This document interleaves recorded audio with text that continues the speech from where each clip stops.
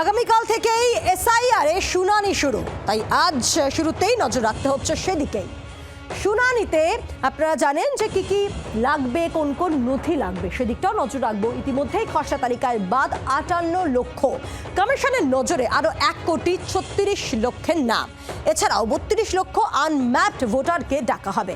শেষ অবধি বাদ যাওয়ার নাম কত হবে? শুনানি নজরদারিতে 4,600 মাইক্রো অবজারভার। শুনানিতে যাদের যাদের ডাকা হয়েছে তাদেরকে বেশ কয়েকটি নথিও নিয়ে যেতে হবে, যা অত্যন্ত গুরুত্বপূর্ণ।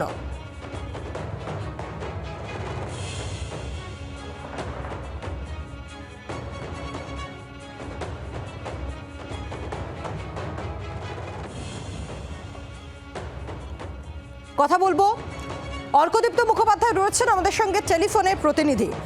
অর্কদীপ্ত, আগামীকাল থেকে এসআইআর এ শুনানি শুরু,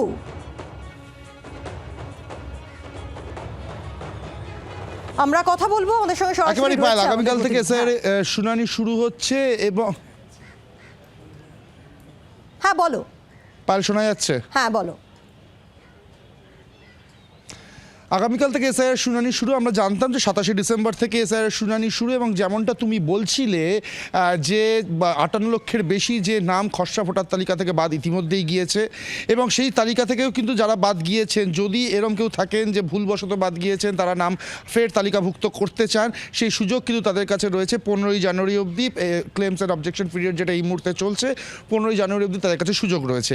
এর বাইরে রয়েছে 1,36,00,000 একটা ফিগার যেটা কমিশনের তরফ থেকে পাওয়া যাচ্ছে, যেখানে লজিক্যাল ডিসক্রিপেন্সি যেটা বলা হচ্ছে, অর্থাৎ 2002-এর তালিকার সাথে তাদের এখন যে 2025-এর তালিকা, সেখানে কিছু গড়মিল রয়েছে, বাবার নামের গড়মিল রয়েছে, বয়সের গড়মিল রয়েছে, মেল ফিমেল হয়ে গিয়েছে, ফিমেল মেল হয়ে গিয়েছে, এই ধরনের কিছু অসঙ্গতি রয়েছে।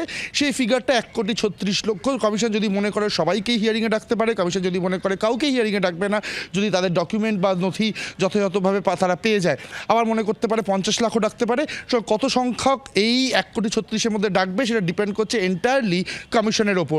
এবং এর বাইরেও তুমি আমি যারা এমনি এনুমারেশন ফর্ম সাবমিট করেছি, যাদের 2002-এর সাথে ম্যাপিং করানো গেছে, তাদের মধ্যে থেকেও কিন্তু কমিশন ডাকতে পারে হিয়ারিংয়ে। সেটাও কমিশনের উপর ডিপেন্ড করছে কাদেরকে ডাকবে।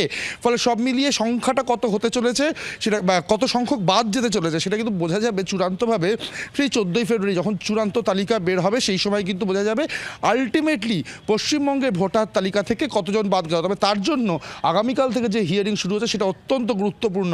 এক্ষেত্রে তোমায় জানিয়ে রাখবো, যেটা তুমিও বলছিলে যে মাইক্রো অবজারভারদের ভূমিকা কিন্তু অত্যন্ত গুরুত্বপূর্ণ। আমরা দেখেছি এর আগে ভোটে মাইক্রো অবজারভারদের নিয়োগ করতে, এসআইআর-এ হিয়ারিংয়ের জন্য 4,600 মাইক্রো অবজারভার নিয়োগ করা হয়েছে, যাদের ট্রেনিং ইতিমধ্যেই নজরুল মঞ্চে হয়েছে, এবং তাদের কিন্তু বেশ কিছু গুরুত্বপূর্ণ দায়িত্ব দেওয়া আছে। দু একটা রিড আউট করবো পায়েল আমাদের দর্শকদের জন্য।